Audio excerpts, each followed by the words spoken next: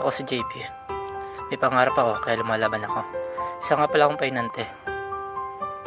May biyahe kami ngayon. Kaya tara, samahan niyo ako.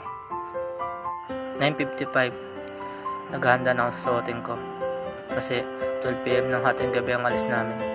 So, ako yung dapat unang nagigising kaya sa driver ko. Napaganda na nga palang babawan namin. Nilabon itlog at pritong saging. Siyempre, hindi mawawala ang asukal. Alas 12 na nga pala. Kaya naghahanda na ako. Maya maya nandiyan na yung driver ko.